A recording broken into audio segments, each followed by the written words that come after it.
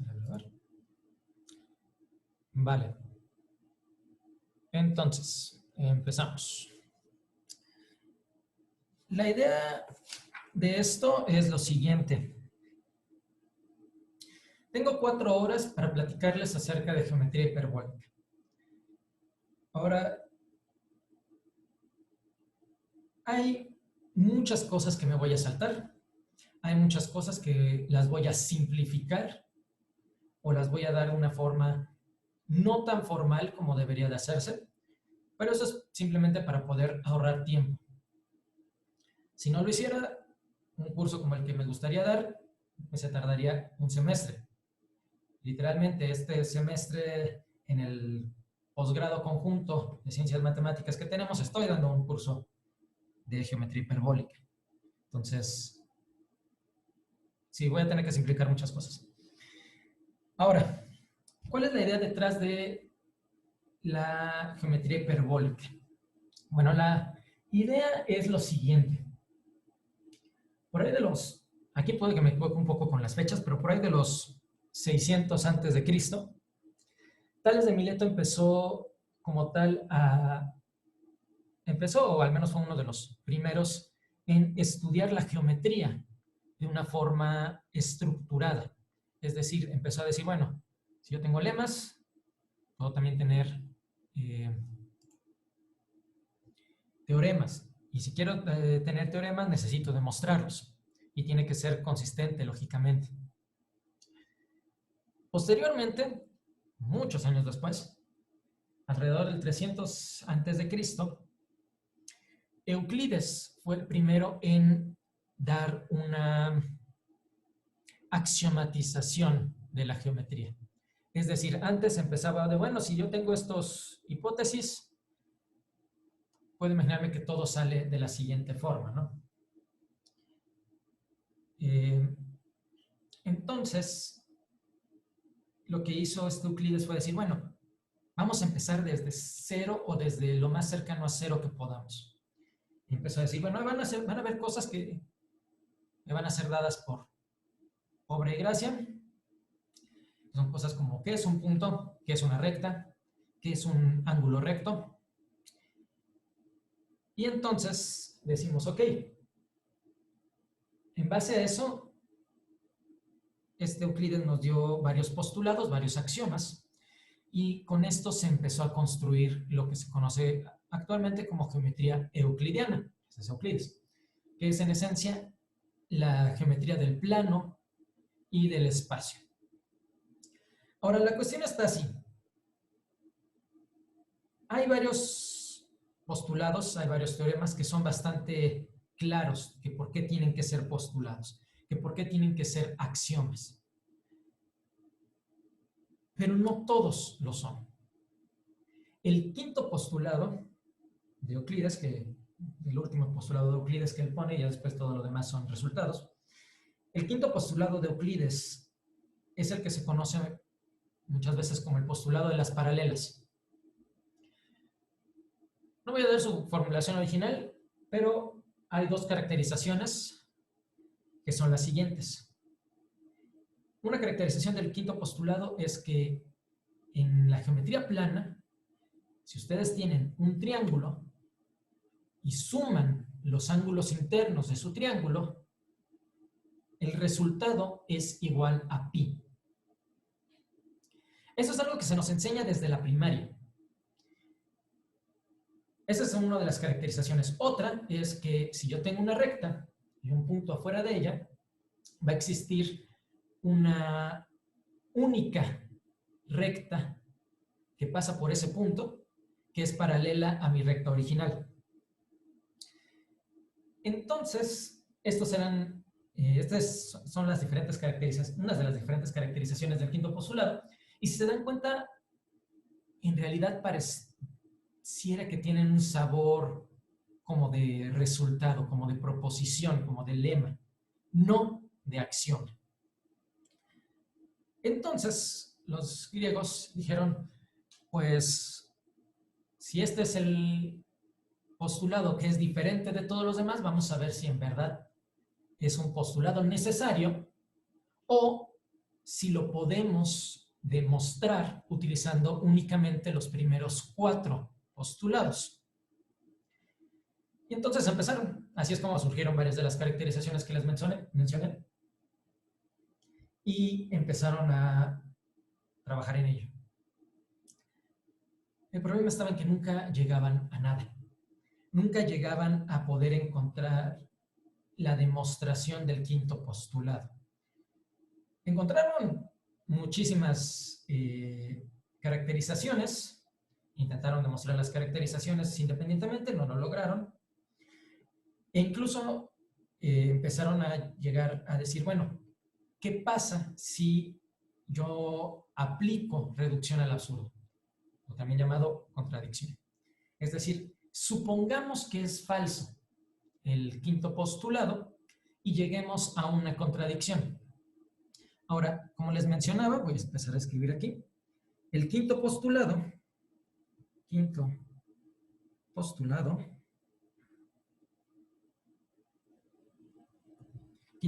de Euclides, una de sus caracterizaciones nos dice que dados si L es recta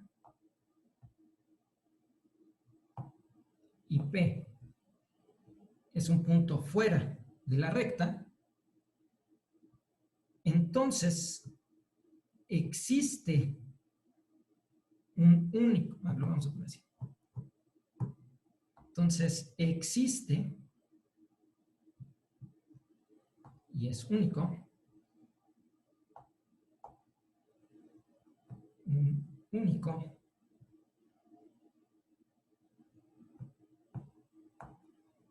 una única más bien recta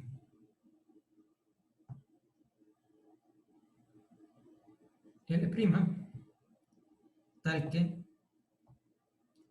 P está en L' y L es paralela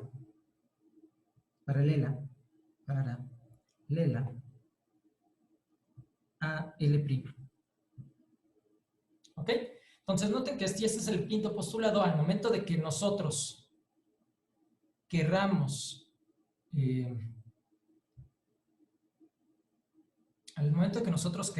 hacer la negación, hay dos formas de negarlo. Entonces, la primera forma de negarlo es la siguiente.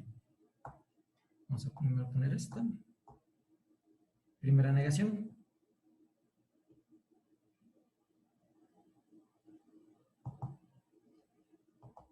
No existen rectas paralelas.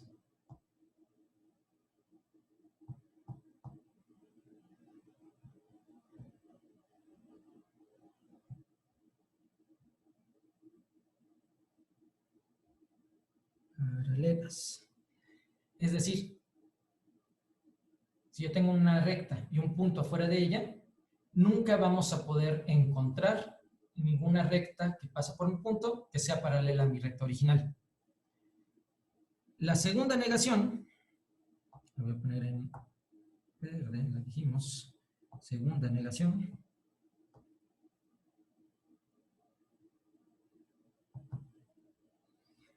es que existen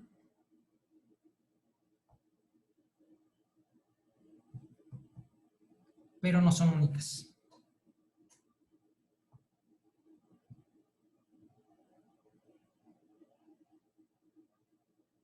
¿Ok? Entonces, estas son las dos formas de que podemos negar el quinto postulado. Ahora, utilizando la primera negación, lo que sí lograron realizar a través de los años fue que entonces deberíamos de tener una geometría finita, en el sentido de que entonces debería de haber no podemos tener rectas infinitas. Muchos dijeron, bueno, eso me basta. Yo sé que en mi mundo, el que yo veo, una recta puede ser infinita, entonces eso me basta para pensar que es una contradicción.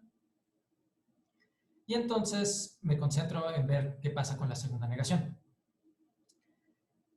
El problema con esto son dos cosas. Uno, realmente en ningún lado, de forma únicamente axiomática, el que tengamos una geometría finita es una contradicción. En ningún lado no contradice nada realmente, lo que contradice es nuestra visión del modelo. Pero eso no es una contradicción lógica. Lo único que nos diría es que no estamos usando el modelo adecuado para esta geometría. La segunda negación, su problema estuvo en que nunca llegaron a una contradicción.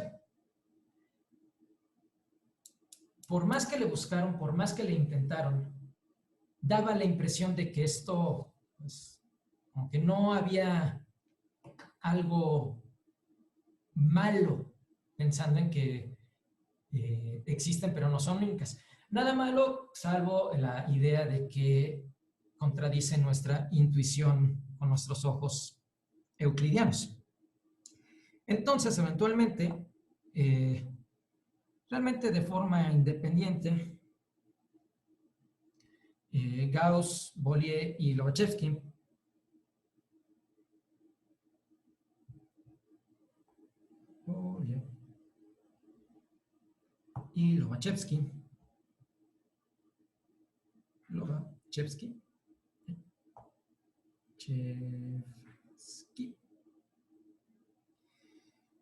alrededor de los 1820,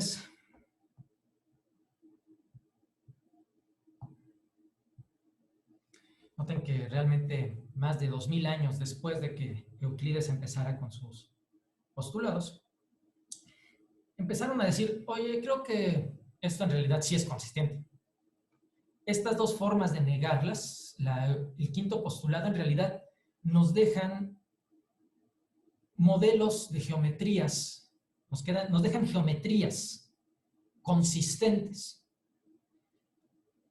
Entonces, uno se queda así de, ok, entonces como ejercicio mental, al menos en la época como ejercicio mental, ejercicio para estudiantes de pregrado o de posgrado, para que se entretengan un rato y vean y ejerciten su capacidad de abstracción. Sobre todo porque como nosotros utilizamos medios visuales para visualizar las cosas normalmente, valga la redundancia, todo esto va a ser plano. Si yo estoy dibujando en una hoja, es una cosa plana. Si yo estoy viendo el espacio, es algo euclidiano todavía. Entonces, era un buen ejercicio de abstracción hasta que por ahí de los 1860s, 1868 tengo aquí apuntado, Beltrami, en 1868, a ver, déjame nada más aquí para que queden completas las notas. Hay geometrías consistentes. Aquí nos dan geometrías consistentes. Nos dan geometrías consistentes.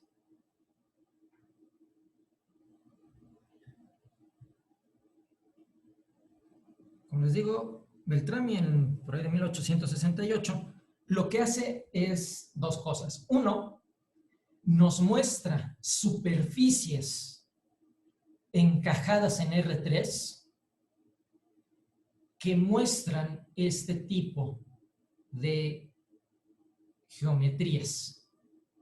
Es decir, nos muestra una forma de tener una superficie encajada en el espacio R3, a modo de que al momento de estudiar la geometría de la superficie, esta cumple con los primeros 4 paralelos y una de las negaciones del quinto postulado, dependiendo de qué superficie era la que estuviese agarrando. Un ejemplo para la primera negación es la esfera. La esfera, al momento de que estudiamos su geometría, va a cumplir con los primeros 4 postulados y la primera negación. Sobre todo porque en la esfera las rectas se vuelven lo que nosotros vamos a estar llamando ya más adelante geodésites, es decir, se vuelven caminos en donde podemos pensarlos que siempre vas al frente. Nunca te desvías de donde estás yendo. Equivalentemente, esto termina siendo que son caminos de longitud mínima. Y entonces, las geodésicas en las esferas terminan siendo lo que se llaman los grandes círculos, cosas como el ecuador. Y entonces ustedes tienen la esfera, el ecuador y un punto afuera, no va a pasar ningún otro ecuador por ese punto que sea disjunto a tu ecuador original. Y también mostró otras superficies que demostraban una geometría de la segunda negación. Más aún, él no solo dio superficies que estuviesen encajadas en todo esto, sino que también da modelos específicos en donde se muestra esta geometría. Entonces, déjenme lo escribo. Entonces, lo que este cuate nos da es superficies en R3.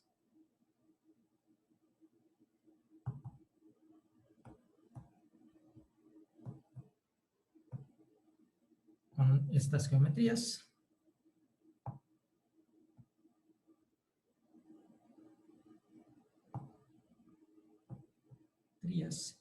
Y modelos específicos.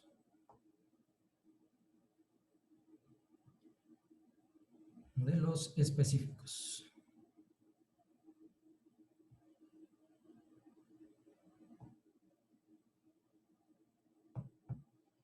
Ahora, estos modelos específicos, entre los modelos específicos que nos da Beltrami, está el que actualmente se conoce como disco de Poincaré. La cuestión está en que Poincaré fue el primero en ponerlo dentro de un artículo, mientras que Beltrami lo había encontrado y lo había divulgado únicamente en sus clases.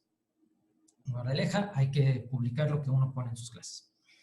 Entonces, Beltrami nos da estas dos cosas. Entonces, en particular, lo que nos dice es que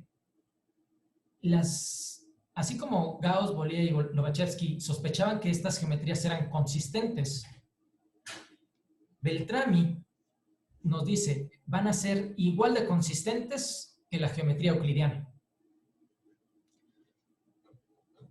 Luego, más adelante, Klein nos dice cómo es que hay que estudiar las geometrías.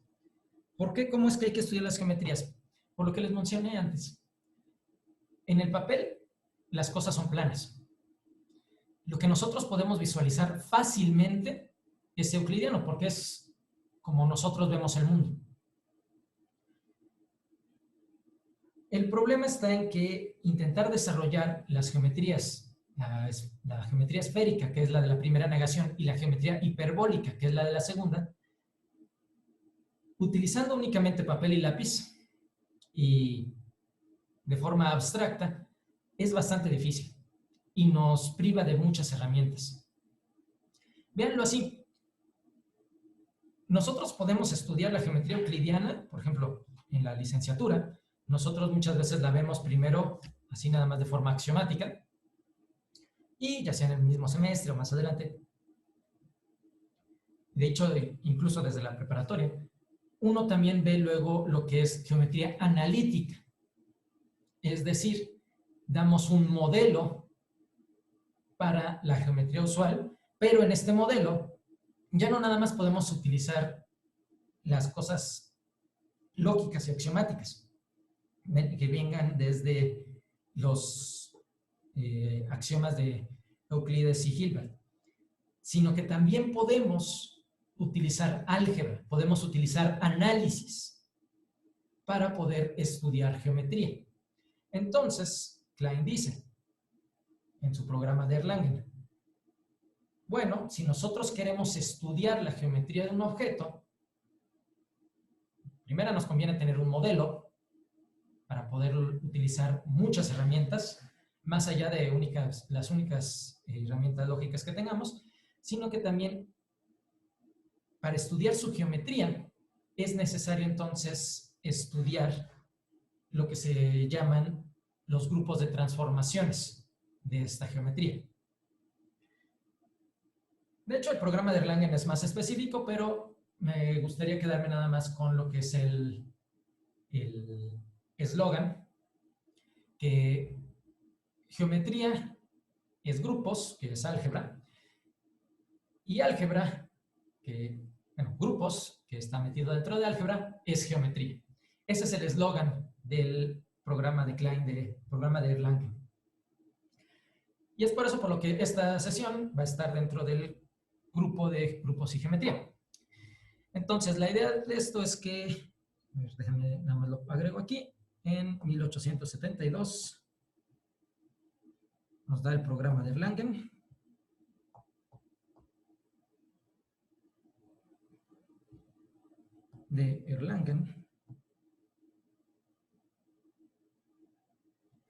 En donde vemos, nos lleva a que grupos es geometría y viceversa.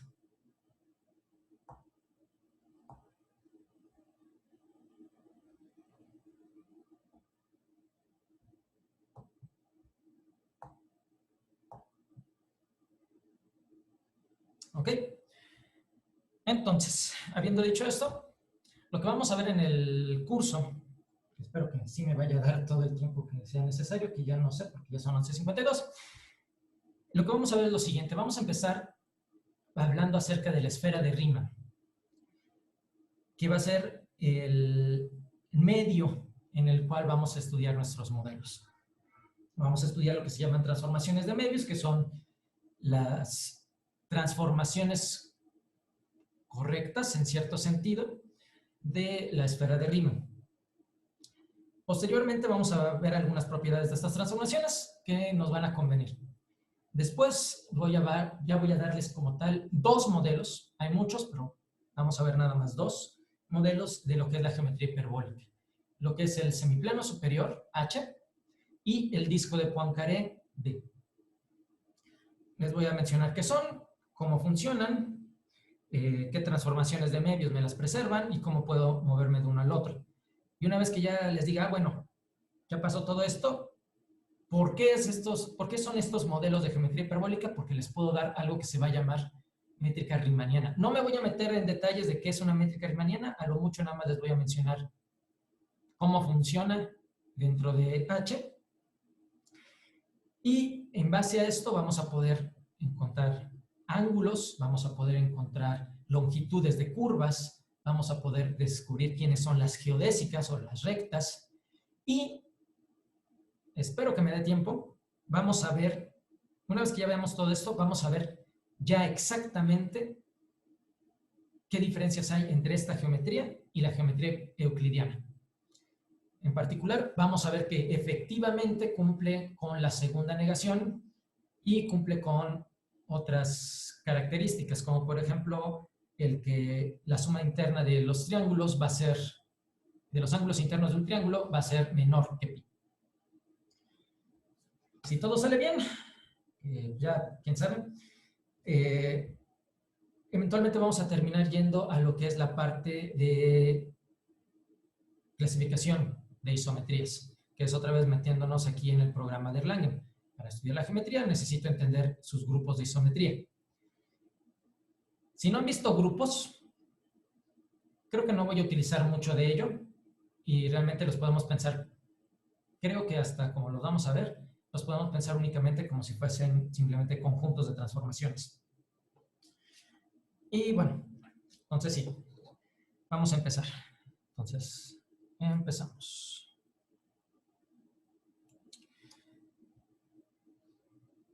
En cualquier momento les recuerdo que pueden escribirle a Jess sus preguntas y Jess las va a hacer de forma anónima. Entonces, la esfera de Riemann. ¿Qué es la esfera de Riemann? Jesús, perdón que te interrumpa. Sí, bueno, hay una pregunta, igual ya se la respondí en privado, pero no sé si se la quieras decir a todos. ¿A qué te refieres con encaje?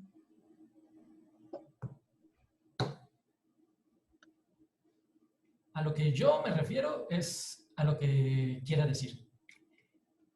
A lo que realmente uno se refiere vendría a ser encajes diferenciables. Es decir, voy a tener una superficie y la voy a poder, voy a tener una función en mi superficie R3, que va a ser diferenciable y que en realidad no solo eso, va a ser un difeomorfismo en su imagen. Es decir, si restringo la imagen a modo de que mi función sea sobreyectiva, entonces lo que me queda es una función diferenciable con inversa diferenciable.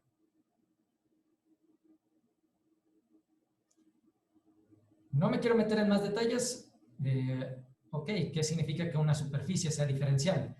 ¿O qué significa que tengamos una función diferenciable de una superficie R3?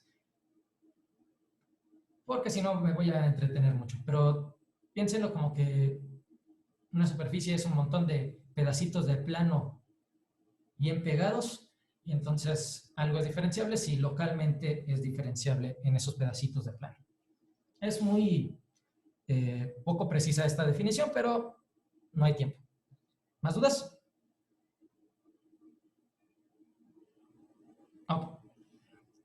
Entonces, la esfera de Riemann. ¿Qué es la esfera de Riemann? Bueno, como les mencionaba, vamos a querer modelos para poder no solo utilizar la versión lógica de la geometría, sino también poder utilizar más herramientas como el álgebra, como el análisis. Entonces, vamos a utilizar primero lo siguiente. La esfera de Riemann se define como Segorro, que va a ser C, los complejos, los números complejos, unión el infinito.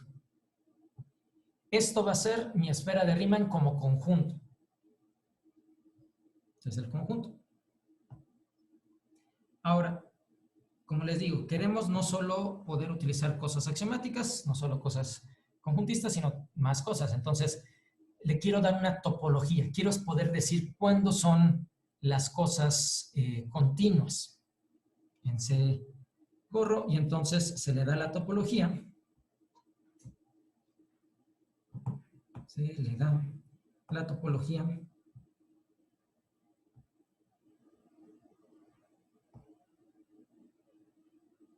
de compactificación a un punto.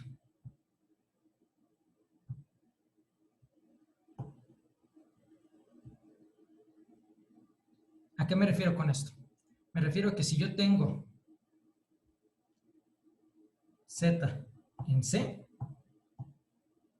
una vecindad de Z,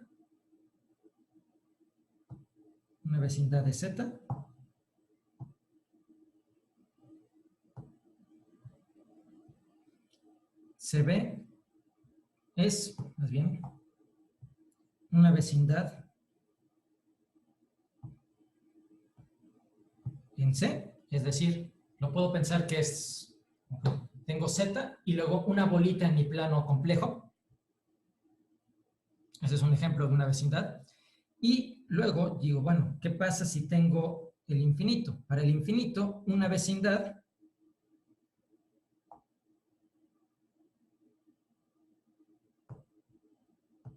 de infinito es el complemento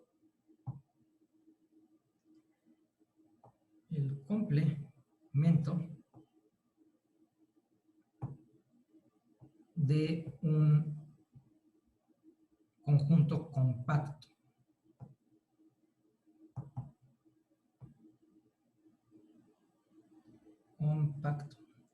Es decir, el complemento de un conjunto cerrado y acotado. Noten que aquí estoy aprovechando, esta no es la definición de compacidad, pero es una caracterización de un compacto en C. Es decir, un conjunto va a ser compacto si yo tengo una sucesión dentro de mi conjunto, esta y esta convergen, entonces va a converger a un punto dentro de mi conjunto. Eso significa cerrado. Y lo de acotado significa que lo puedo meter en una bola, en un disco, dentro de C, de radio finito. Ahora, esa es la esfera de Riemann. Ya lo tenemos como un conjunto, ya lo tenemos como una topología. Entonces, lo primero que se nos debe de ocurrir preguntar es a qué es igual la esfera de Riemann como espacio topológico. ¿Qué es igual? O equivalente más bien. Entonces, lo voy a poner como comillas, la esfera de Riemann. Resulta que utilizando lo que se llama la proyección estereográfica, usando proyección estereográfica,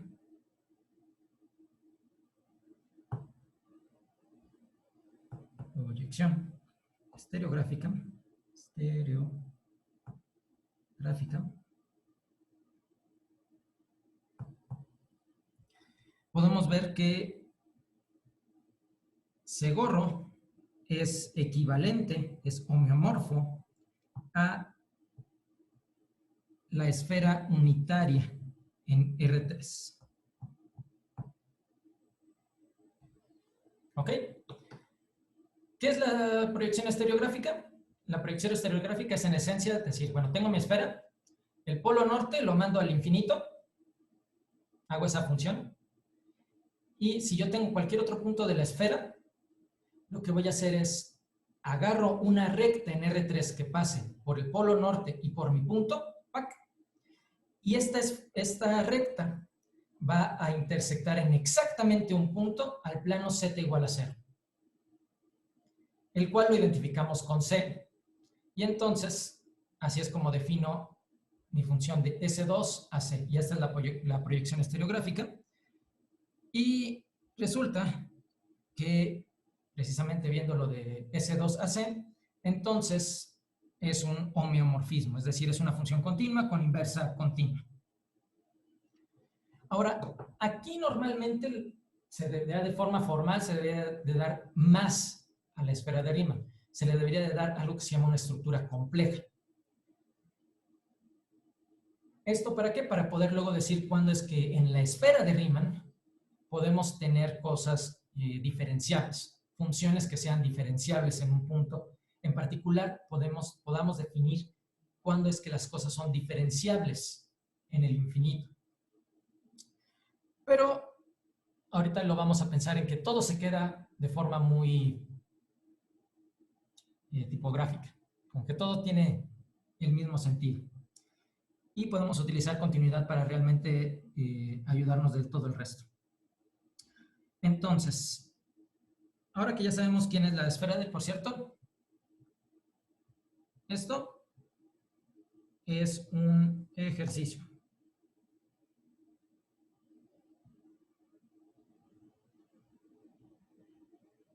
Ejercicio. Y no se escribe, espérenme. Ejercicio.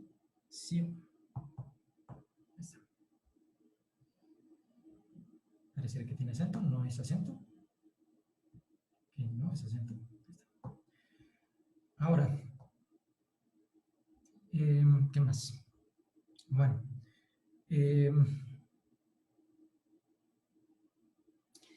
ahora vamos a ver qué son las transformaciones que nos van a servir para el modelo. Y estas son las transformaciones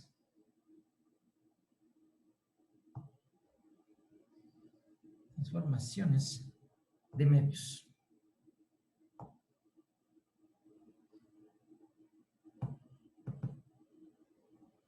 Las transformaciones de Möbius son de la siguiente forma. Son funciones f que tienen... Son funciones f que tienen la forma siguiente. F de z, para los z en los complejos, f de z es igual a az más b sobre cz más d. Las transformaciones de Möbius a veces son también llamadas transformaciones lineales fraccionarias o fraccionarias lineales, no cómo sea la traducción, en donde A, B, C, D son complejos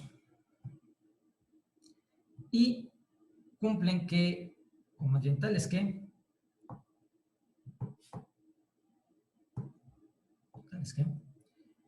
AD menos BC es diferente de 0.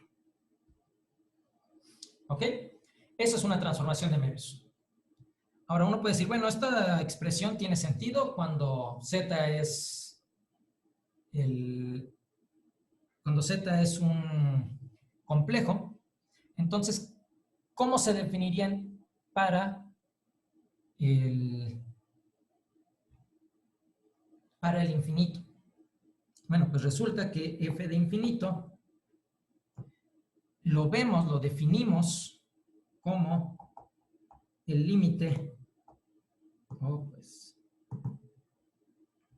límite cuando cuando la norma de z tiende a infinito de precisamente la expresión AZ más B sobre CZ más D.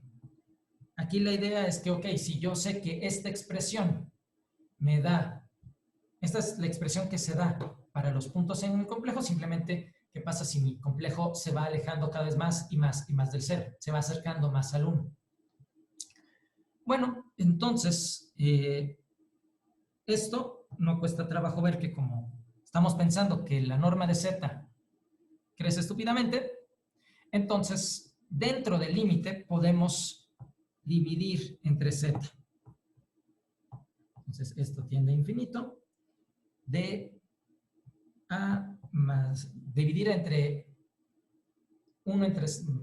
por 1 entre z, arriba y abajo. Entonces me queda a más b sobre z sobre c más d sobre z. ¿Ok? Multiplicamos arriba y abajo por 1 sobre z. Y este límite es igual a sobre c. Porque aquí z va creciendo, entonces esto se va haciendo un complejo de norma cada vez más chica hasta que tiende a 0. ¿Ok?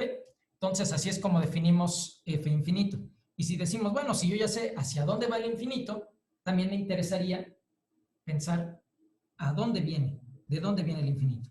Entonces, el valor inverso, la imagen inversa del infinito sería cuando, como esto es un polinomio de grado 1, esto es un polinomio de grado 1, esto es un cociente de esto va a tomar un valor diferente, un valor no complejo. Esto no va a ser un complejo, sí, solo sí. Esto es 0. ¿Ok? Y de hecho, haciendo la convención de que el infinito es igual a sobre 0, en donde a es diferente de 0, entonces nada más tenemos que revisar que también esto no lo sea. Pero eso no cuesta mucho trabajo. Entonces, esto va a ser igual al conjunto de puntos z en C, tales que CZ más D sea igual a 0. ¿Ok? Eso significa que esto es realmente menos D sobre C. ¿Ok? Noten que si en mi expresión de mi transformación de Möbius C es igual a 0, entonces esto significa que la imagen inversa del infinito es infinito. Es el conjunto que contiene el infinito. Ok. Ajá. Cosas que se cumplen. Uno puede demostrar que el f, una transformación de Möbius, va a tener inversa. Y de hecho, f inversa de z va a ser igual a dz menos b sobre menos cz más a. ¿Ok? Esto es simplemente hagan las cuentas. No hay de otra. Y aquí a lo mejor ya hayan personas, sobre todo personas que estén muy familiarizadas con grupos de matrices, que digan, oye, todo esto me está sonando muy familiar. Sobre todo esto de A de menos B sea diferente de 0 y la forma en la que puedes obtener el inverso. Y eso es por lo siguiente. Uno puede tener, esto me induce, bueno, me deja que puedo tener una función, llamémosla ahorita así, que va de GL12 al conjunto de transformaciones de Möbius de C. Es decir, a una matriz, déjenme que extiendo esto un poco, a una matriz 2 por, recordemos, primero, antes de que se me olvide, que GL2C van a ser, es el grupo general lineal complejo de matrices 2 por 2, entonces se define como las matrices ABCD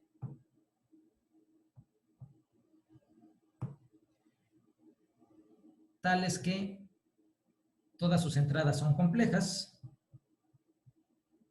Entonces es una matriz 2 por 2 de entradas complejas, tales que es general lineal, entonces eso significa que es un isomorfismo de C2. En particular, esto significa que es una matriz invertible y por lo tanto su determinante, A de menos BC, es diferente de 0. ¿Ok? Entonces, ¿se dan cuenta? Puedo definir una función entonces diciendo, bueno, la matriz A, B, C, D la mando a la función AZ más B sobre CZ más D. ¿Ok? Y esto es un homomorfismo de grupos.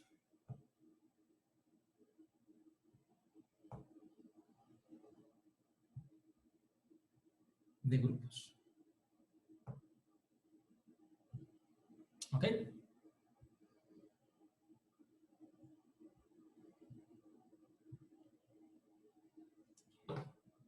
Entonces, si es un homomorfismo, uno puede decir, bueno, ¿es biyectivo? ¿Es inyectivo? ¿Es sobreyectivo? Resulta que es sobreyectivo, no cuesta trabajo verlo, pero no es inyectivo. ¿Por qué? Porque en mi transformación de Möbius, tomemos un lambda diferente de 0 y puedo multiplicar tanto arriba como abajo por ese lambda. Y en mi transformación de Möbius me va a quedar la misma función. La misma función. Sin embargo, como matrices ABCD es diferente de lambda A, lambda B, lambda C, lambda D. Como matrices son diferentes.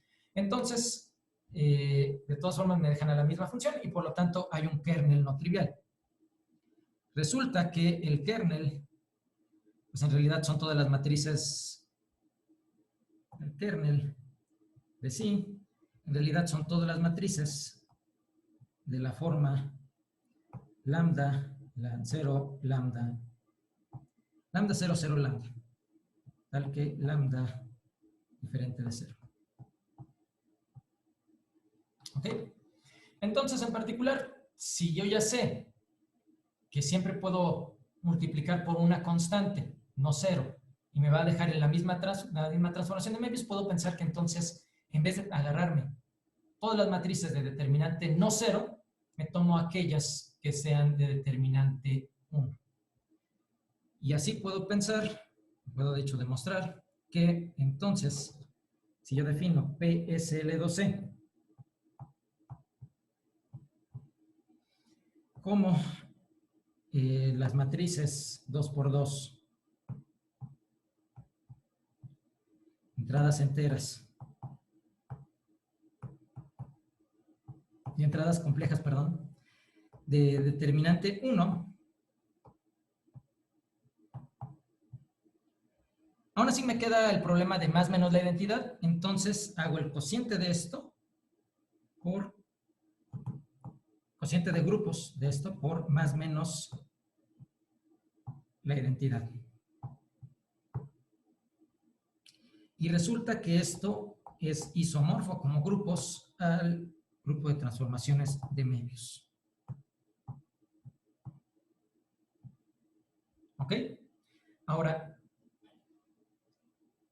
lo bonito de esto es que este grupo hace algo que se llama actuar transitivamente en C gorro y más aún actúa 3 transitivamente. ¿Eso qué significa? Significa que si yo tengo Z1, Z2, Z3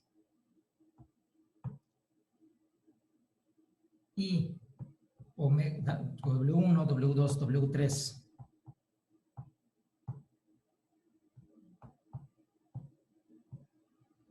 en la esfera de Riemann, cruz la esfera de Riemann, cruz la esfera de Riemann, tales que ZI es siempre diferente de ZJ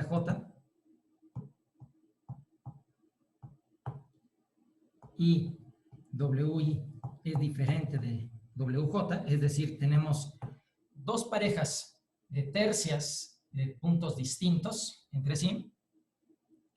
Entonces, existe una transformación de Möbius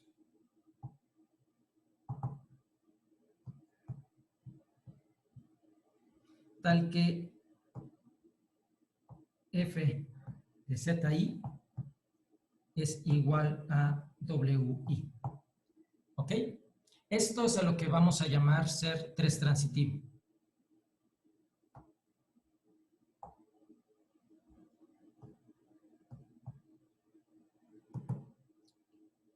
Normalmente transitivo significa que esto sucede para un par de puntos diferentes, un par de puntos, pero el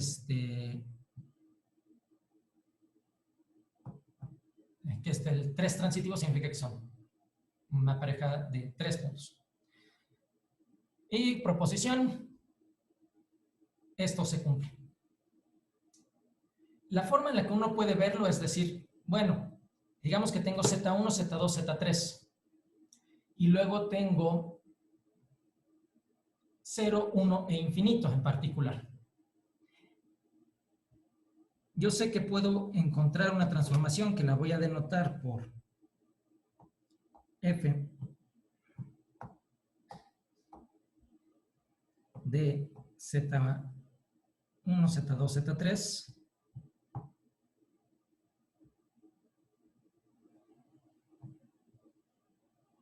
estos tienen que ser cuadrados tal que me cumpla esto, es decir, voy a ver que esto quiero mandar el Z1 al 0, entonces puedo empezar así. Esto al momento de evaluar el Z1 me da 0. Quiero que el Z2, lo voy a mandar al 0, infinito 1. El Z2 quiero mandarlo al infinito, entonces divido entre Z menos Z2. Al momento de evaluar esto en Z2, lo de arriba es diferente de 0 porque son todos distintos, y lo de abajo es 0, entonces esto es infinito. Y finalmente quiero que Z3 vaya a 1, entonces multiplico esto por el... ¿Qué pasa si al momento de evaluarlo lo invierto? Entonces me queda Z3 menos Z2 entre Z3 menos Z1. ¿Ok? Ya esto cumple que Z1 es mandado al 0, Z2 es mandado a infinito y Z3 es mandado al 1. Entonces yo ya sé que hay una transformación de esta tercia al 0, infinito, 1. Y bueno, como es una transformación de Möbius, yo puedo tener, por cierto, no debe demostrar que lo es, pero no cuesta trabajo. Como esto es una transformación de Möbius, yo sé que voy a tener el inverso, una función que me mande del 0, infinito, 1 al z1, z2, z3. Y entonces, si yo tengo o un W1, W2, W3, lo que hago es, esta función me los manda al 0, infinito, 1, la función correspondiente a las WIs me las manda también al 0, infinito, 1, y entonces la composición de esta por la inversa de la segunda me deja una función, una transformación de Möbius que me manda el ZI al WI. Entonces este es un truco que se utiliza bastante para cuando uno está haciendo cosas transitivas, n-transitivas, es agárrate un punto particular, en este caso el 0, infinito, 1, y ve que cualquier punto lo puedes mandar ahí, y eso basta. Y entonces esto me lleva a lo que es el concepto de la razón cruzada. La razón cruzada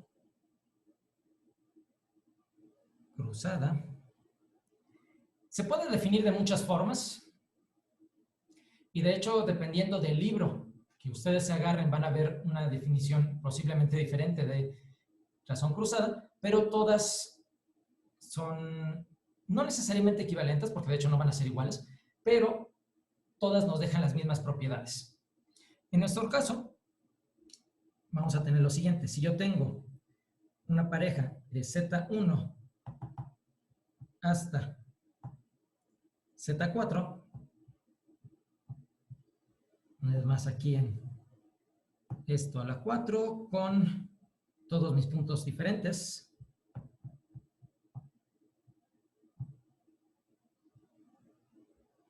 Entonces defino la razón cruzada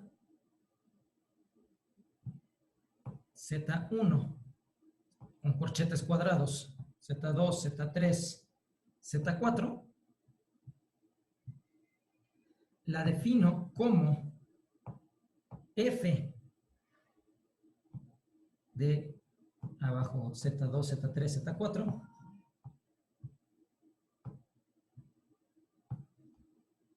todo esto de Z1.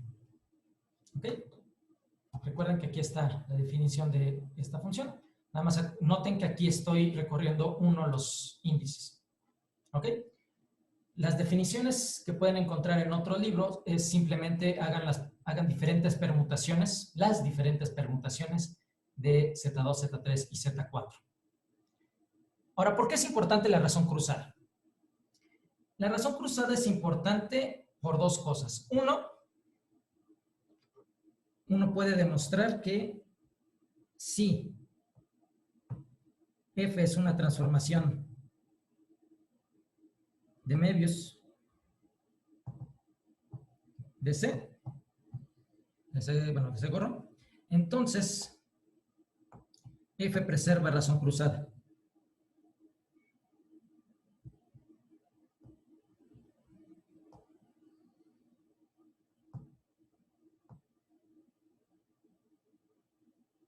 ¿Ok? Entonces, nos deja un número que es invariante bajo las transformaciones de Möbius. Y uno puede decir, bueno, una vez más, ¿y esto como para qué? Esto sirve porque se tiene la siguiente proposición.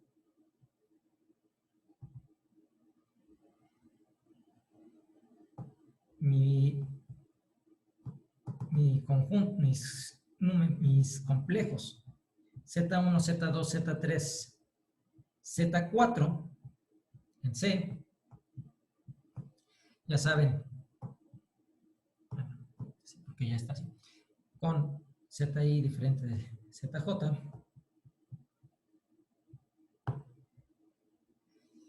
son concíclicos,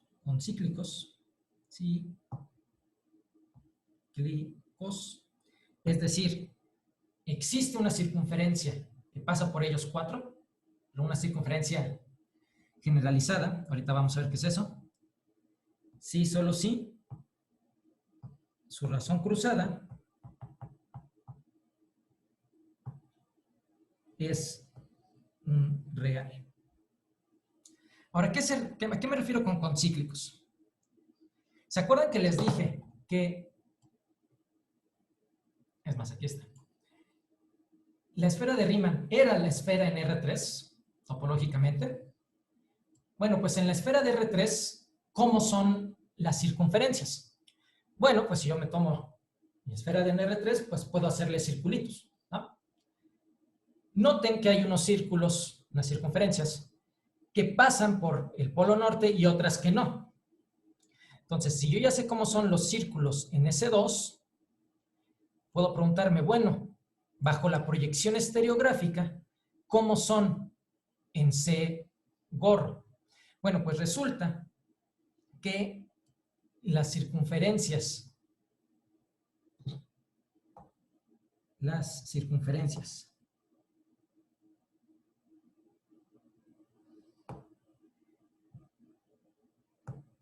en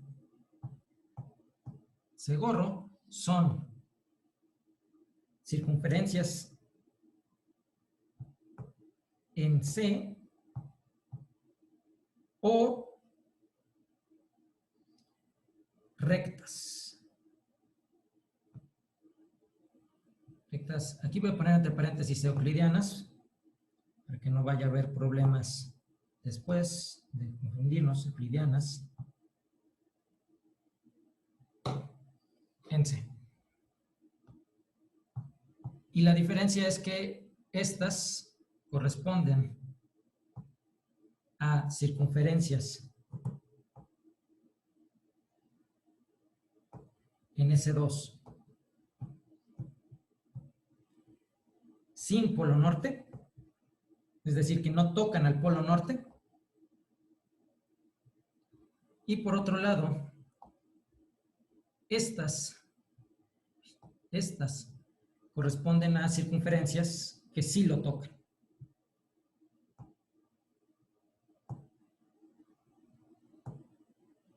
Al polo norte. ¿Ok? Entonces, 4 puntos.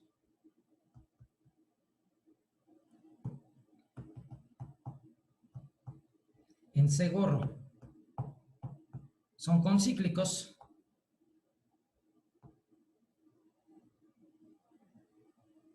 Cíclicos. Si están en una misma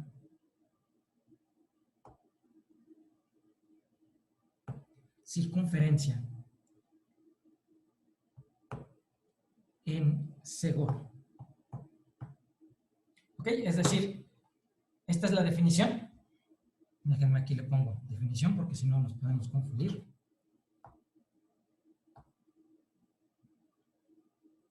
Definición. Entonces, mi proposición me dice, si yo tengo 4 puntos diferentes, estos van a ser concíclicos, sí, solo sí, su razón cruzada es un real. Entonces, usando esta proposición y usando esta propiedad, yo voy a tener, por cierto, esta propiedad, antes de que se me olvide, también está como ejercicio.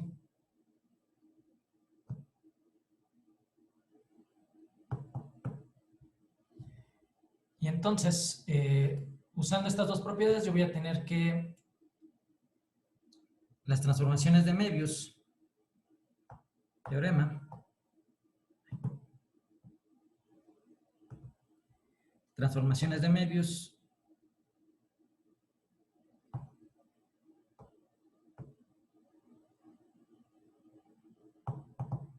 mandan circunferencias en C gorro a circunferencias en C gorro.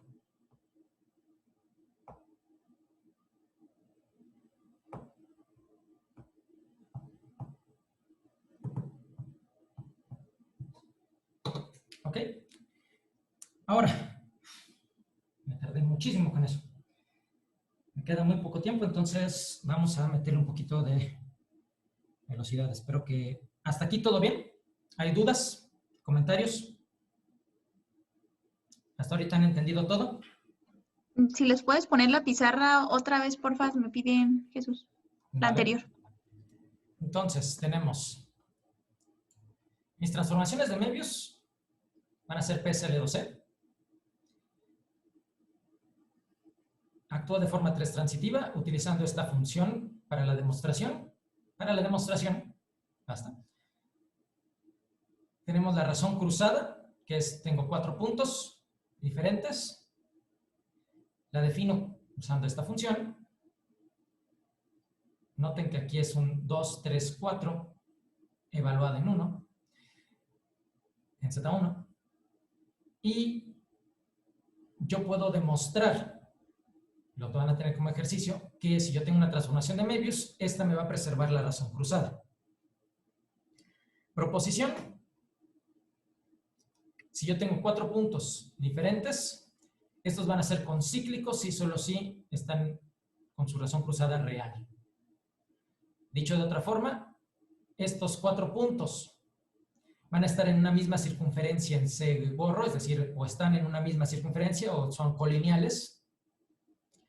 Sí, solo sí, tienen razón cruzada real. Entonces, entre esto y esto, yo sé que podemos demostrar que las transformaciones de Möbius mandan circunferencias en C gorro a circunferencias en C gorro. ¿Ok?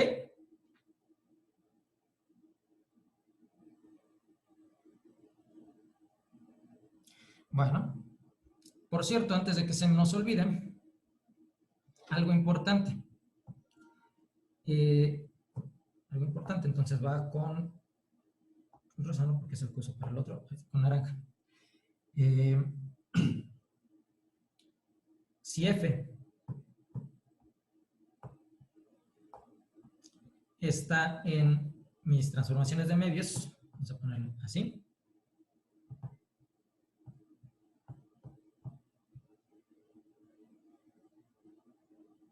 ¿Esto qué es lo que me dice? Esto me dice que F de Z es igual a AZ más B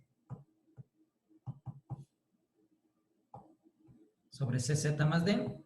Ya saben, ABCD complejos, AD menos BC, lo vamos a tomar ahorita diferente de 0.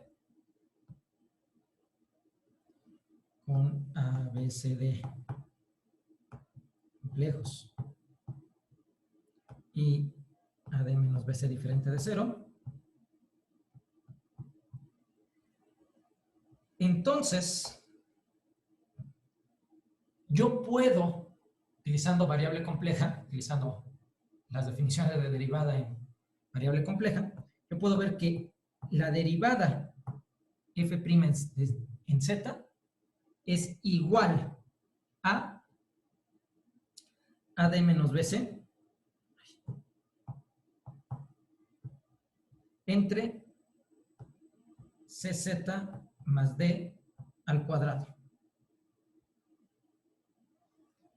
¿Ok? Y como lo de arriba no es 0, entonces esto nunca va a ser 0. Y por lo tanto, esto implica que F es conforme. Ahora, si no saben qué es conforme, los pongo aquí, es decir, F preserva ángulos. Es decir, si yo tengo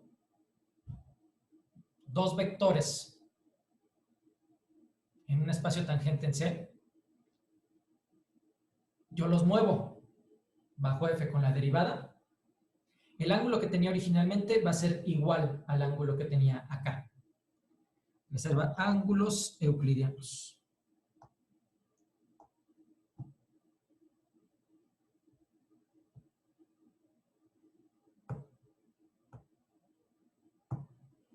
¿Ok?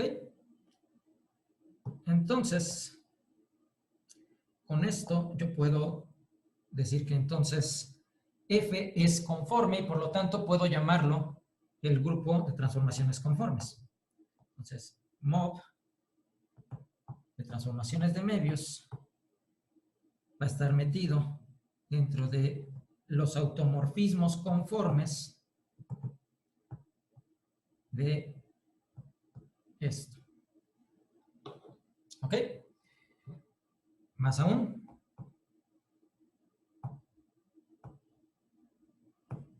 se puede demostrar que en realidad son iguales.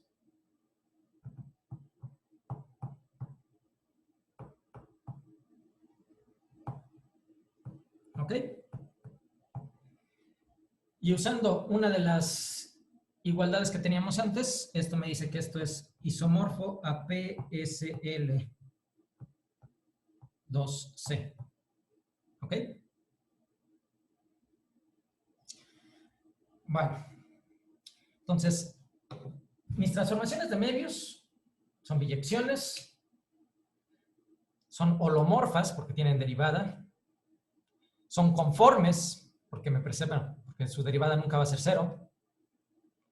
Entonces, en particular, me van a preservar ángulos y me mandan circunferencias en circunferencias.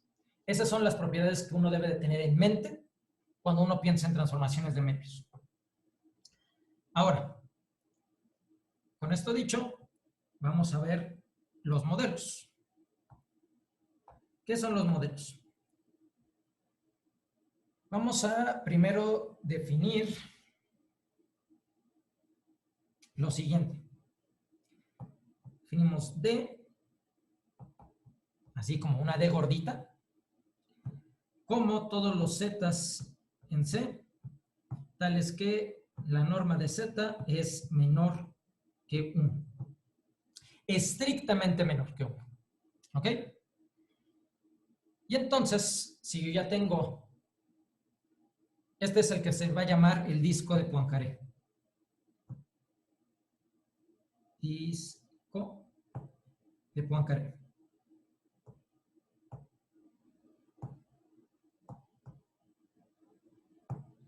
¿Ok?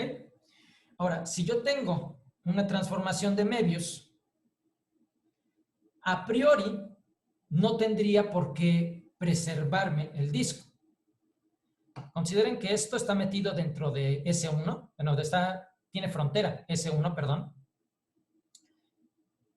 que es una circunferencia en C gorro, y entonces si yo tengo una transformación de Möbius, lo que voy a saber es que D va a ser el interior de una circunferencia en C gorro, al momento de ser mandado bajo la imagen de una transformación de Möbius.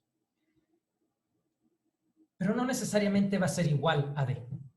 Entonces me puedo preguntar cuáles son los automorfismos conformes que me fijan, bueno, que me dejan invariante a D. Es decir, te lo defino como F que van de D a D conformes. Automorfismo conforme.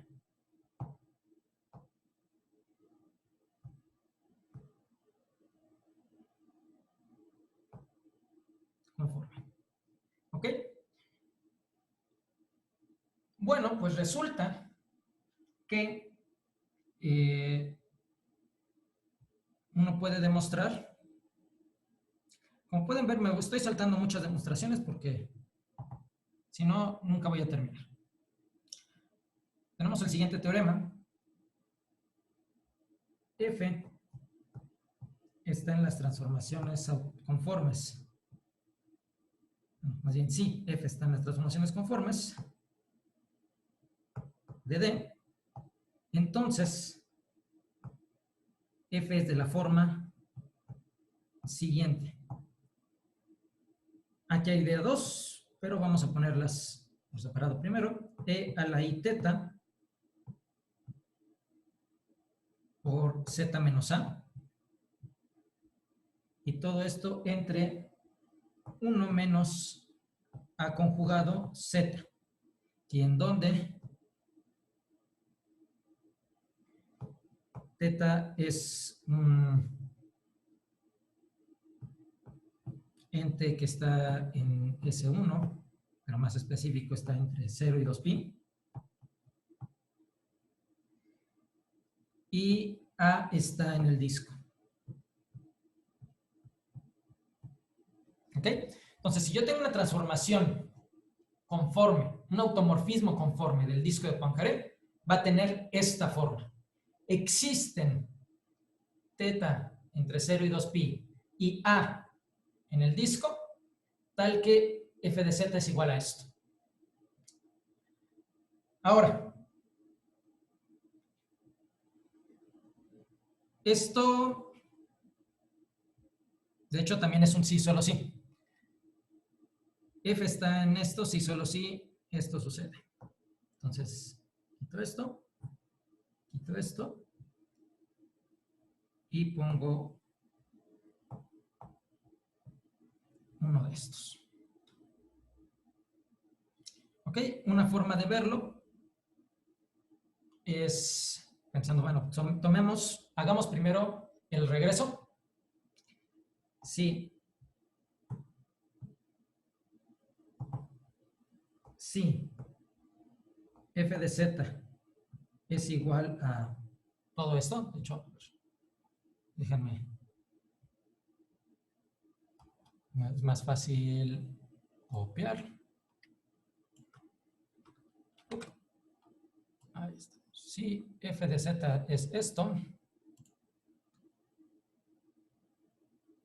entonces yo voy a tener lo siguiente. La norma de f de z va a ser menor que 1, si solo si z menos a, perdón, por z conjugada menos a conjugada es menor que 1 menos a conjugada z por 1 menos a z conjugado. Esto sale simplemente de, tomo la norma de esto, menor que 1, esto es menor que 1, sí y solo sí, la norma de esto es menor que 1, eso pasa sí, solo sí, la norma cuadrada de esto es menor que 1, entonces es la norma de lo de arriba entre la norma de lo de abajo es menor que 1, norma cuadrada, perdón, y esto pasa sí, solo sí, esto sucede. Ahí sí nada más es, dejen correr un poco el lápiz y acuérdense de la propiedad de que la norma de z al cuadrado es igual a z por z conjugado. Entonces, usando todo eso, puedo llegar aquí.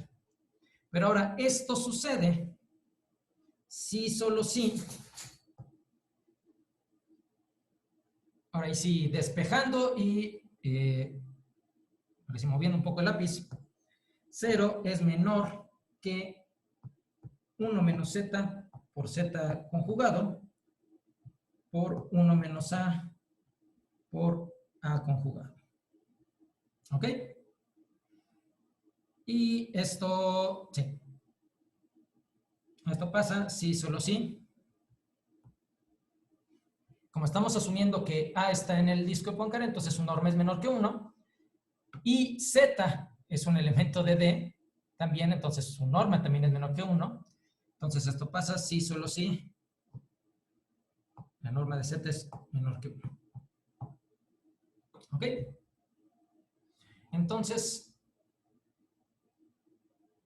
mi elemento va a estar en, mi Z va a estar en el disco de Poincaré si solo si f de Z está en el disco de Poincaré. Por lo tanto, esto como es una transformación de Möbius, es un automorfismo conforme y me preserva D. Por lo tanto, está en los automorfismos conformes. El regreso. El regreso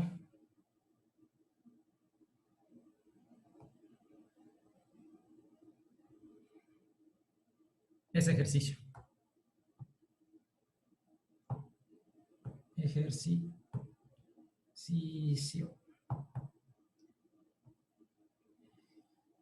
Como hint, hay que utilizar el lema de Schwarz. Siempre me equivoco al escribir Schwarz, entonces de una vez les pido perdón porque probablemente lo escriba no como debe de ser. Siempre me como una T o se la pongo extra. Ok, entonces, estos son mi disco de Poincaré. Este va a ser uno de mis modelos. Más adelante vamos a ver por qué. Y ya vimos cómo son sus transformaciones. De hecho, incluso, vamos a hacer esto un poquito más grande para que ya todo quede en la misma página. Nosotros podemos tener algo más. Proposición. F está en los automorfismos de D. Si, solo si, f de z es de la forma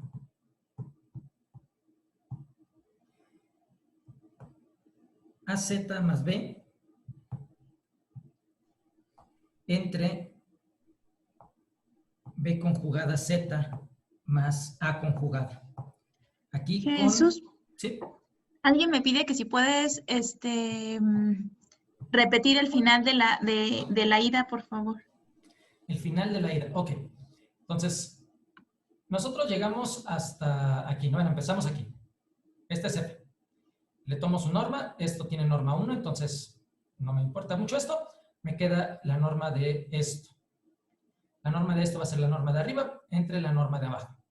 Entonces, esto es menor que 1, sí, solo sí. La norma cuadrada es menor que 1. Pero la norma cuadrada, recordemos que la norma cuadrada de un complejo es igual a ese mismo complejo por su conjugado. Entonces, sustituyendo y despejando, me queda esto así. Tengo este por su conjugado, que está acá, este por su conjugado, que está del otro lado. Esto, haciendo manita, así haciendo cuentas y factorizando, esto sucede sí, solo sí, esto otro sucede. ¿Ok? Pero ahora, ¿cuándo es que esto va a pasar? Bueno, nosotros sabemos que A está en D. ¿Ok? Entonces, A por A conjugado es la norma cuadrada de A.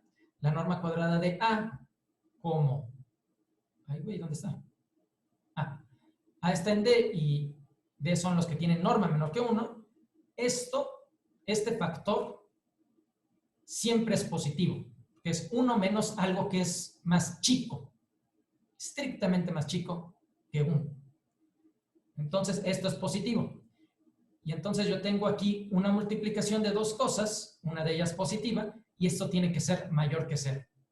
Entonces, esto pasa si y solo si esto es positivo. 1 menos z por z conjugado tiene que ser positivo. Pero ¿cuándo es que eso sucede? Pues esto es otra vez la norma al cuadrado de z.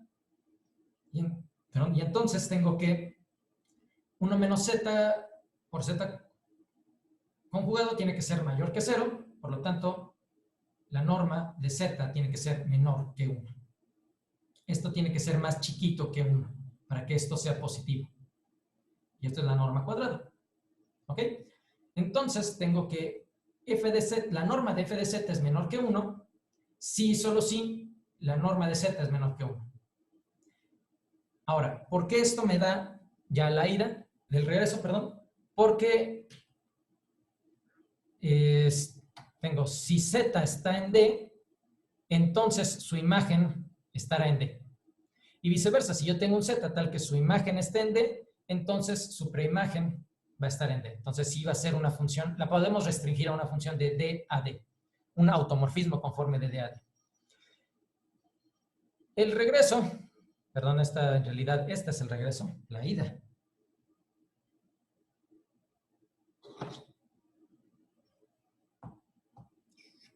La ida. Es decir, si yo tengo una función, un automorfismo conforme de D, ver que tiene esta forma es un ejercicio y como hint van a utilizar el lema de Schwarz. Es decir, se fijan a dónde va el 0, usan el inciso anterior para asegurarnos de que módulo algo, f me va a fijar el 0. Entonces voy a tener un automorfismo conforme de D a D que me fija el 0. Podemos usar el lema de Schwarz y poco a poco vamos a ir obteniendo todo esto. ¿Ok? ¿Más dudas? Ok. Entonces, este fue mi primer modelo. Mi segundo modelo, que ahorita los estoy llamando modelos, pero no hemos visto por qué tendrían que hacerlo, pero ahorita lo vamos a ver. Bueno, ahorita, más adelante, tengo H, el cual lo defino como todas las zetas en C, tales que la parte imaginaria de Z es positiva. Y a esto es al que se le conoce como el semiplano superior.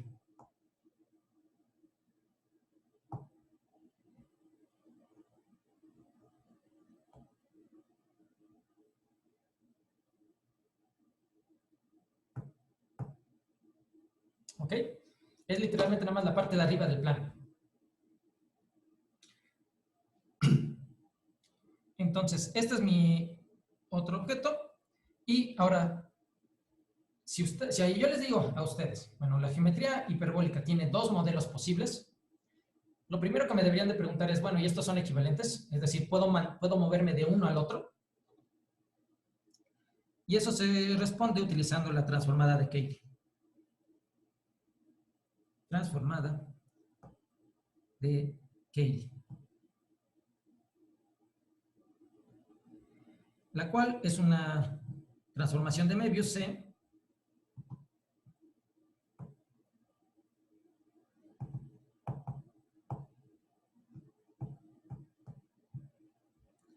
de la forma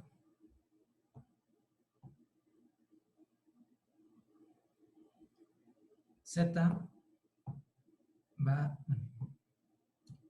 C de Z es igual a Z menos I entre Z más I.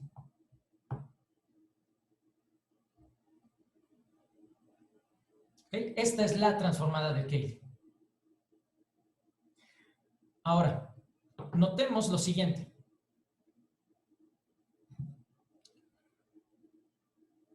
Yo sé que C de 0, ¿a qué va a ser igual?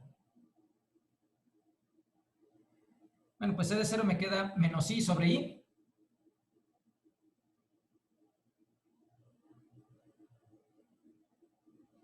Y eso es igual a ¿qué?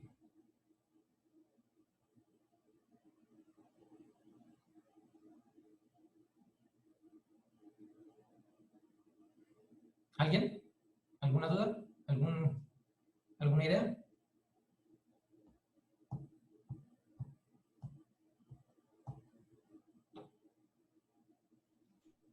Bueno, varios dicen -1. ¿Y tú qué crees, Jess?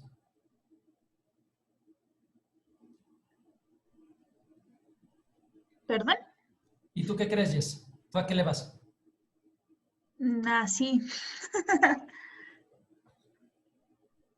¿A -1? Sí, a -1. -1, entonces. ¿A qué es igual C de 1? Bueno, pues C de 1 es igual a 1 menos I entre 1 más I. ¿Ok?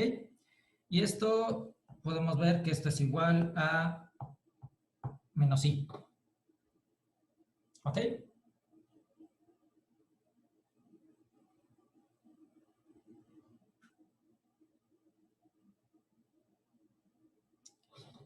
Y luego voy a tener C de -1.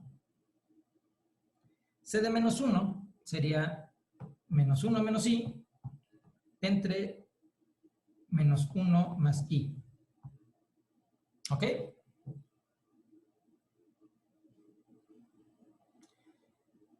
¿Y esto a qué va a ser igual?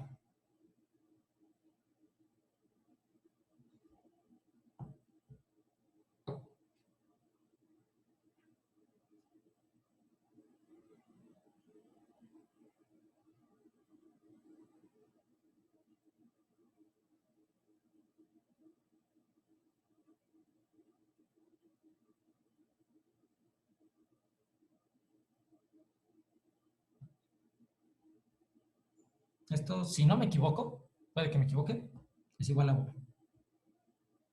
¿Ok?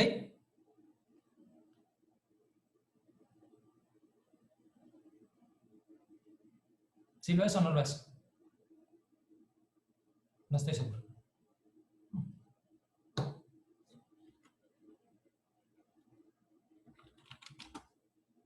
Déjenme nada más, le termino revisando, no vayas yo a decirles una tontería. Nada más hacer las cuentas, pero no quiero terminar diciéndoles algo que es incorrecto.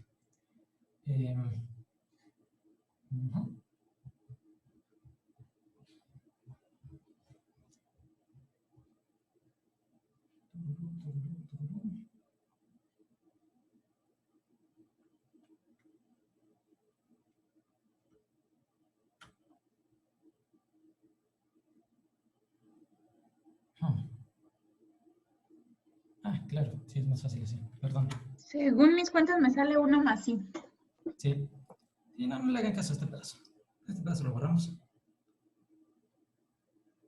Y ya quedó inmortalizado en el video que dije una tontería, pero no importa.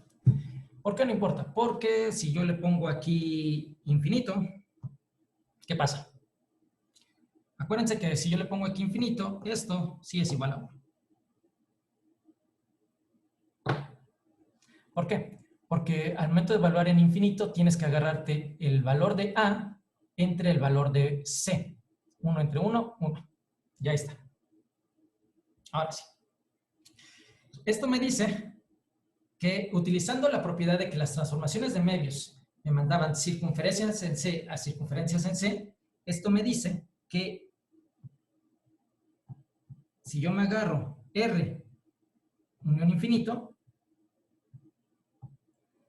que vendría a ser una circunferencia en C, esto va a ser igual a S1.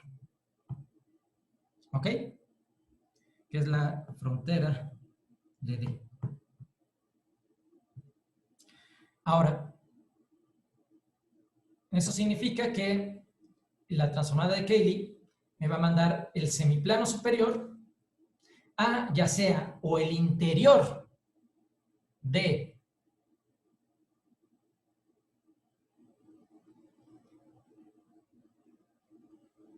me manda el semiplano superior al interior de S1 o al exterior de S1 por continuidad. ¿Ok? Entonces, déjenme lo escribo. Entonces, C de H es o bien el interior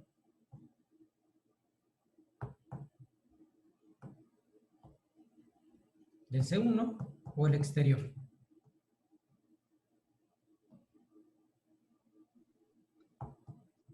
¿Y cómo podemos saber cuál es cuál? Pues simplemente me fijo en algún punto de H y me fijo si está adentro o afuera de C1. Y por continuidad ya va a quedar determinado. Entonces, algún punto particular en H, pues está ahí. Y C de I es igual a 0. Esto me lleva a que C de H es el interior de C1 y el interior de C1 es D. Entonces, la transformada de Cayley es una transformación de Möbius que me manda H a D. ¿Ok? Y esta es la que me va a permitir andar de un lado a otro. Y más aún, utilizando esto, podemos demostrar el siguiente teorema. Los automorfismos de H son exactamente... Bueno, voy a tener aquí F aquí dentro. Si solo si F de Z es igual a AZ más B, perdón, entre CZ más D con ABCD reales y determinante AD menos BC lo podemos tomar igual a 1. ¿Ok? ¿Dudas hasta aquí?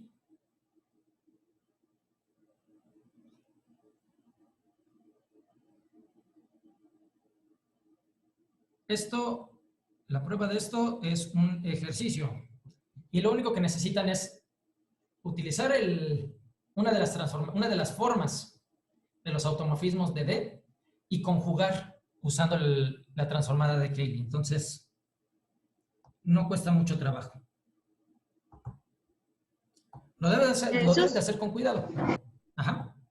Es que estoy respondiendo varias preguntas, pero tengo 2 preguntas atrasadas que no sé si pueda responder. Sí, adelante. Una ¿es suficiente entonces que la derivada de un automorfismo complejo sea distinta de 0 en C para probar que es automorfismo complejo en C gorro?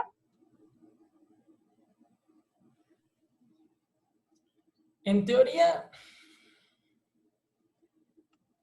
no basta, necesitas también revisar qué es lo que sucede en el infinito.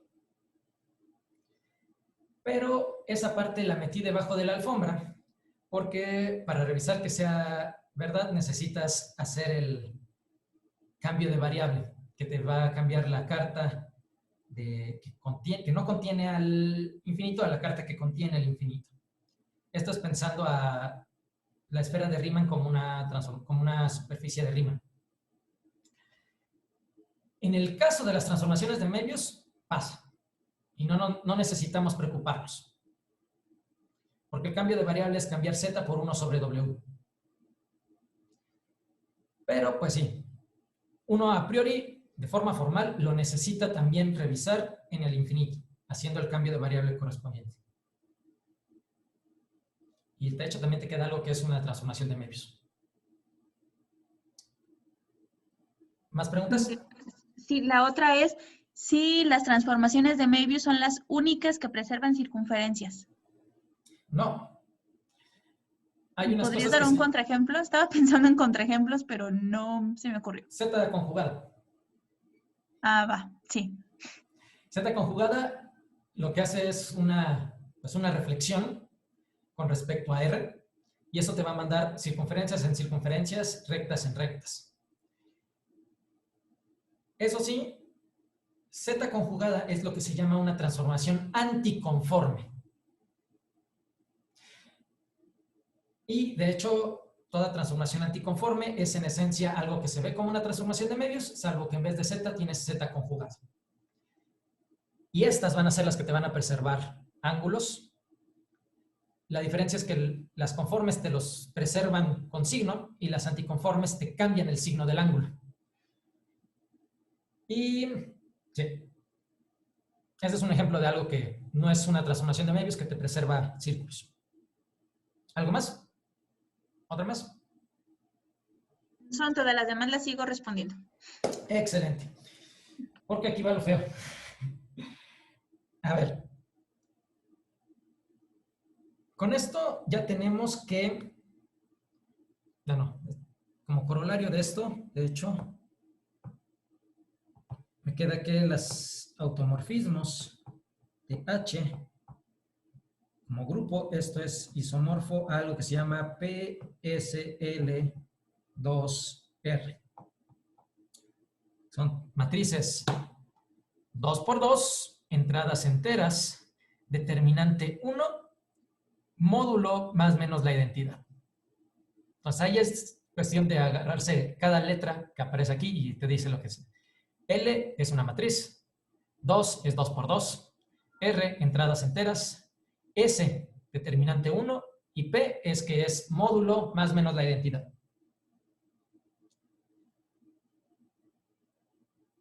Bueno, si no hay más dudas, entonces, ahora sí. Como les digo, aquí vimos algo que yo les dije que era un modelo, un conjunto que cumplía bastantes cosas, bueno, que pudimos encontrar cómo eran sus automorfismos.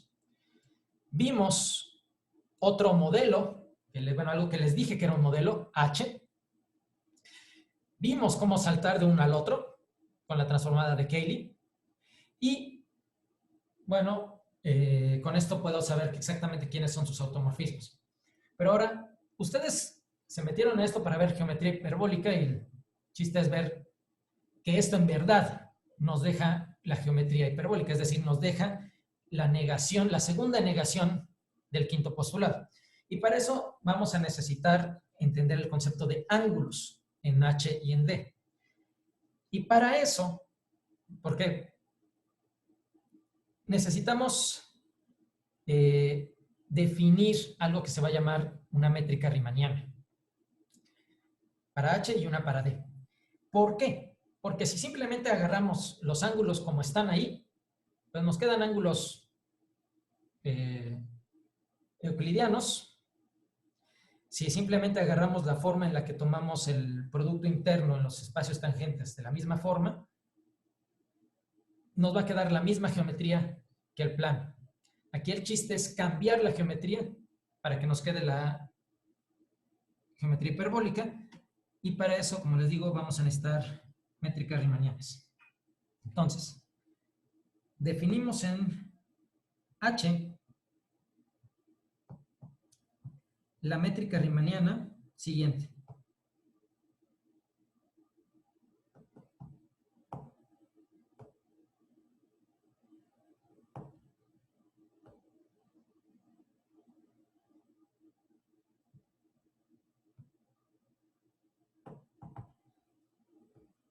Yo voy a decir que ds cuadrada en H la voy a definir como dx cuadrada más dy cuadrada sobre y cuadrada. Ahora, la primera vez que yo vi esto me quedé, ¿y eso con qué se come? ¿Eso qué es? ¿O cómo? ¿O qué onda? ¿O qué? Bueno, lo que es una métrica riemanniana, como tal, es asignarle a cada espacio tangente, a cada plano tangente a H, en un punto, asignarle un producto interno, y el chiste es que si yo muevo H, si yo muevo mi punto, los productos internos también van a variar de forma suave. No me voy a meter más allá de esta explicación. Lo que sí les voy a decir es, entonces, esto cómo funciona. ¿Ok? ¿Esto qué significa?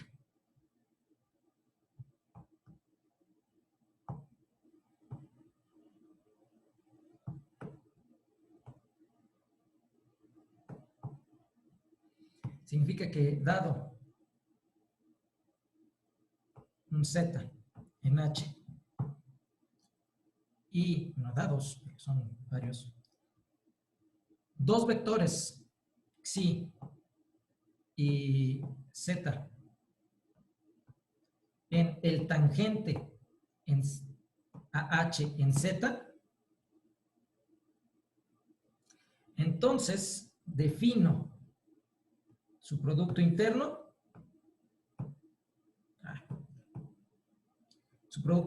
hiperbólico como 1 entre la parte imaginaria de Z al cuadrado,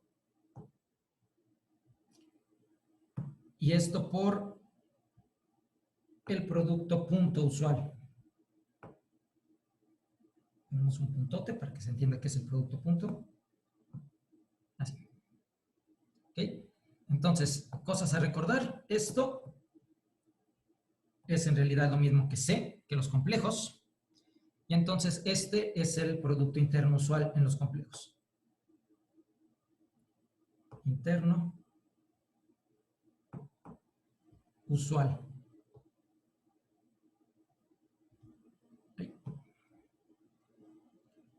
En los complejos. ¿Ok? Entonces, tengo un punto, tengo mi espacio tangente. Sé que lo puedo pensar como un plano complejo. Y entonces tengo dos vectores aquí. ¿Ok? A priori, estos dos vectores, como son dos vectores del en mi C acá, a priori puedo hacerles el Producto Interno usual.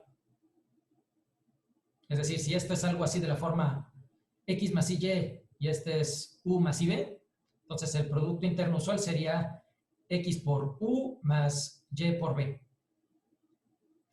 Pero lo que estoy diciendo es que voy a definir este nuevo Producto Interno hiperbólico, en H, como me tomo el Producto Interno usual y lo rescalo por la parte imaginaria de Z al cuadrado. Ahora, esto es así como lo voy a definir. Esto es lo que voy a querer que sea mi métrica riemanniana. Y entonces, ¿esto como para qué me sirve? Bueno, si yo tengo, por cierto, ok, tengo 4 minutos. Entonces, nada más quiero ver ángulos y de ahí me sigo. De ahí acá. Entonces, sí. Vamos a ponerlo con azul. Sí, V es un espacio vectorial con producto interno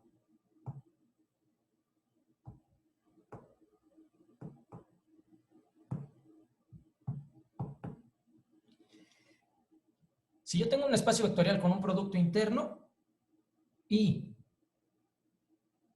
vectores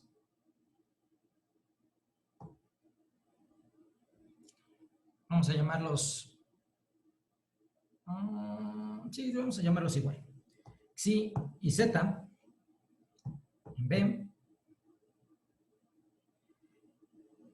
¿Cómo se define el ángulo en este espacio vectorial? Bueno, nosotros sabemos que en R2 y en C el producto interno usual cumple la que se llama la ley de cosenos. Y usamos esta ley de cosenos para hacer que esta sea la definición de mi ángulo. Entonces, el ángulo entre Xi y Z es un alfa en, vamos a tomar de 0 a pi abierto, tal que el coseno de alfa es igual a el producto interno de estos cuates entre la norma que corresponde.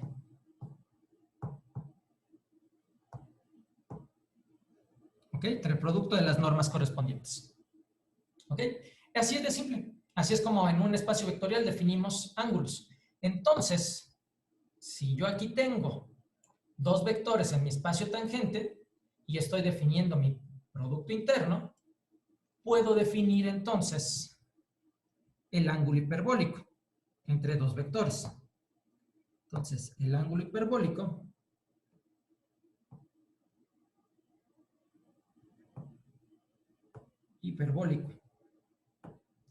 entre Xi y Z en tangente a H en Z es alfa en esto tal que cumple esto de acá. Es decir, coseno de alfa es igual a el producto interno hiperbólico entre la norma hiperbólica. Recuerden que la norma de un vector lo podemos definir, si tenemos un producto interno, lo podemos definir como el producto interno del vector consigo mismo y la raíz cuadrada de eso. Entonces es esto así.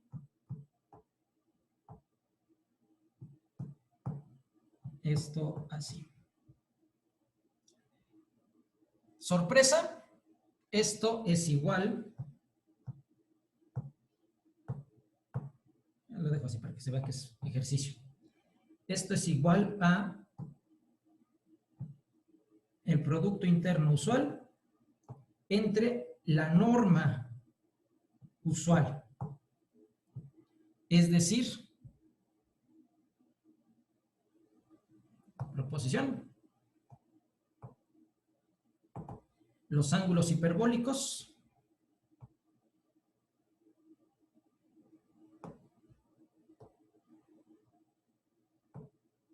son iguales a los euclidianos.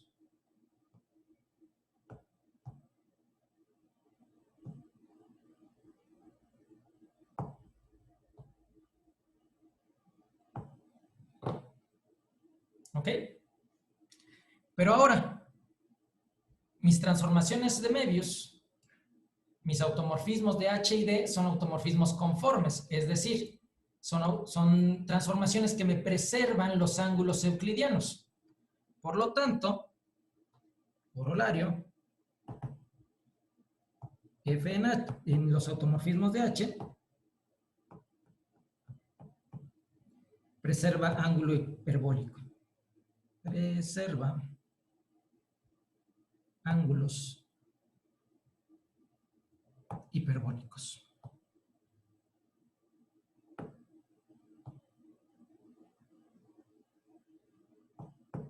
¿Ok? Entonces esto ya va agarrando forma. Déjenme ver si... No me va a dar tiempo. Entonces, con esto ya puedo decir que los ángulos hiperbólicos se preservan y sí me da tiempo. Vámonos, sí me da tiempo. También puedo decir una última cosa. Si yo tengo aquí X, si en mi tangente en ZH, entonces, por la definición del producto interno, yo sé que la norma hiperbólica va a ser igual a la norma euclidiana entre la parte imaginaria de Z. ¿Ok? Acuérdense que es aquí aplicar lo mismo para xi y xi. Entonces, 1 sobre parte imaginaria del cuadrado, xi, producto interno xi. Y luego todo esto, raíz cuadrada. Entonces, aquí me queda la norma usual entre la parte imaginaria de Z. Y con esto,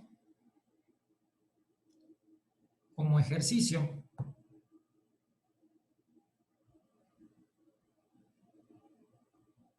haciendo cuentas,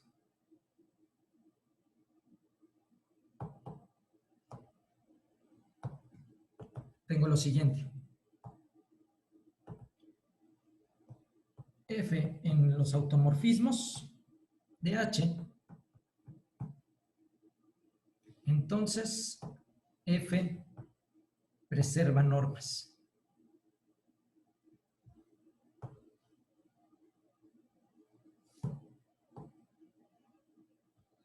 Recuerden que cómo actúa F en los espacios tangentes es a través de la derivada. Entonces, en realidad lo que tenemos que hacer aquí es, si tienes aquí xi, tienes que encontrar la norma de derivada de F, actuando en xi, y actúa simplemente, como estamos en un plano complejo, multiplicando por la izquierda. ¿Ok? Y eso ya les va a dar todo el resto. Nada más ejercitar la mano. Y si esto es verdad, se cumplen muchas cosas más.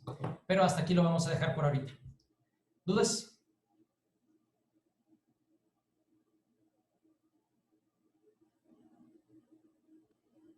Solo me faltó responder una pregunta y fue de el hint que les habías dado en el ejercicio pasado, no lo escuché.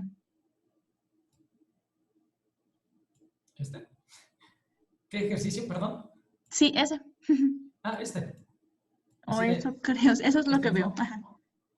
Bueno, para este... No, en el teorema, en el que dice teorema. A ver, déjame encuentro la pregunta. O ¿Sí igual está? si la única persona que le había faltado responder si puede levantar su micrófono y decir a cuál se refería. Déjame, de paso, dejo de grabar.